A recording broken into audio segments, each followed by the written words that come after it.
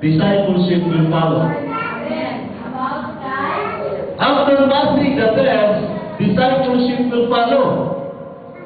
You know, so when he went to this area, in John 35, verse 35 and 34, the next day, John was there again with two of his disciples. And in verse 44, Philip, like Andrew and Peter, was from the town of Bethsaida. So when he went back there, he found Philip, he found Andrew, and Peter.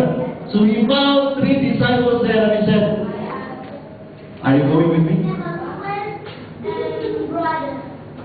So he already passed the test, then he is searching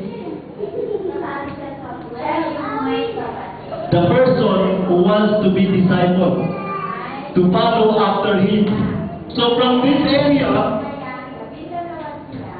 imagine niyo, brother John, after he searched the disciples here, actually the three disciples he found, they live in Bethsaida.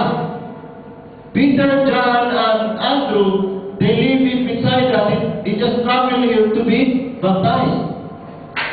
And then, after he found these three disciples, they traveled again going to Cana in John chapter 1 verse. Look with me in John chapter 1 verse 53.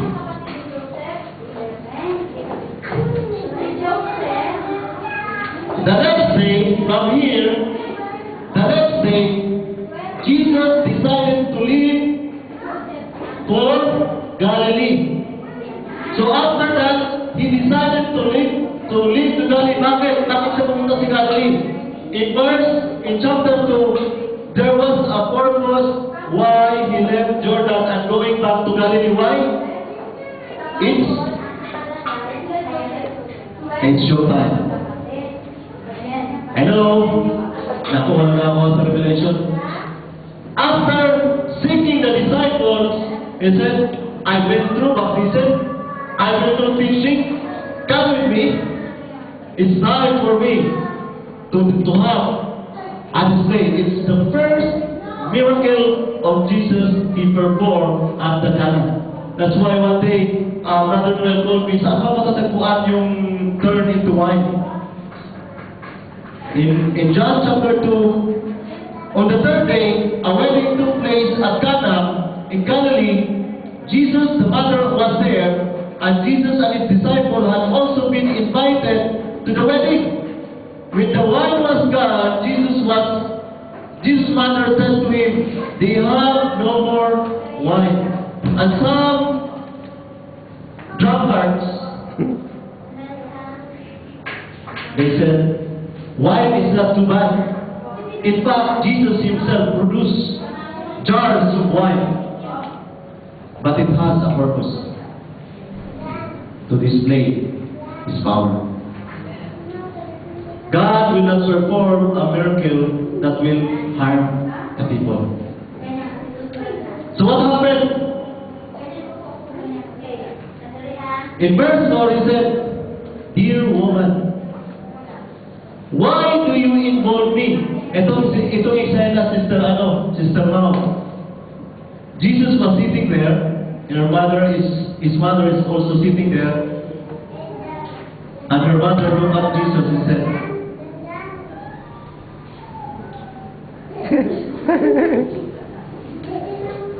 sabi ni Jesus said, "Ayaw mo, idamay dyan." Did you get what I'm trying to picture out? "Dear woman, why do you involve me?" That's the question that comes out from his mouth. Sabi niya sa nanay, sabi niya, "Upos na." And Jesus said, "Why do you involve me?" But because of the persistence of her mother, kung persistent ka, ibibigay niya ang gusto mo. What happened? Jesus replied, "My time has not yet come." Ibig sabihin, even if it's not yet time, if you are persistent to knock the door, He will open the door for you. Hello? even if it is not yet time for you to give that what you need, then He will give it to you. I want you to get that key right now. In verse 5, ang sabi niya noon, Matthew chapter 2, John chapter 2, verse 5, His mother said to the servants, do whatever He tells you. Ulitin ko. You must get the revelation in this. Her mother said to the servants, do whatever He tells you. Sabihin mo nga sa sabi mo, do whatever He tells you. Titingnan mo, do whatever He tells you. Ano ba yung sinabi ng Diyos sa'yo? Kapag nakarinig ka ng instruction, then go for it because it is for you. If you hear the instruction, because the Word said, do whatever He tells you. Ang sinabihan niya dito, yung mga servants, the mother said, if both of you were the servants, gawin mo gusto niyo sabihin nila, please. Gawin niyo gusto niyo sabihin sa'yo. And the servants, because they obey, what was the in verse 7? Ito instruction ni Jesus. Fill the jar with water. Now, it sounds crazy for the two servants. The people are asking what the wine, and the servants are filling the usual wine that's supposed to be, the wine is inside that jar, and Jesus said, put the water inside that jar. Kung ikaw to sa door, sabi ko, may sira ito. Lalagyan ng wine, lalagyan ng tubig. You know, how many of you experience that there was an instruction and you failed to obey because it's weird? Diba? If God has given you instruction, kahit gaano man ka-weird yan, pag sinabing susunod ka, meron ka makukuha doon. It's weird that the jar that used to be filled with wine to be filled with water. It's impossible. But He said, fill the jar with water, so they fill them to the brim. Doon talagang pinuno nila. Then He told them, now, throw some out and take it to the master of the banquet.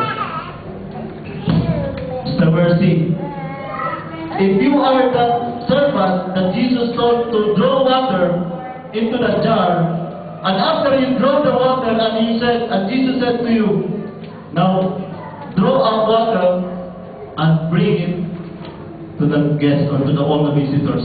Are you going to fetch water into the jar and bring it to the guest?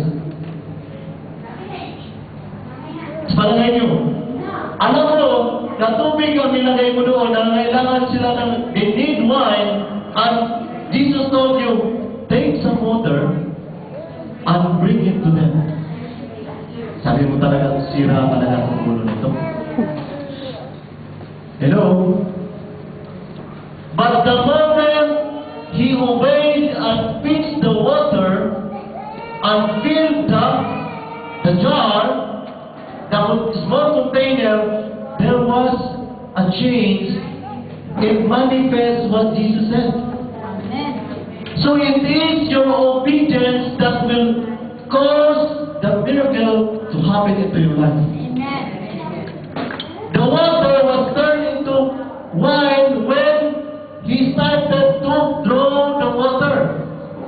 When they filled the jar with water, there was no wine. It did not turn into wine. But the moment He said, draw out the water and give it to them, the moment He draw out the water, it becomes wine. So it is your obedience to the word, to the instruction that will cause the miracle to take place in your life. The problem is, when the Lord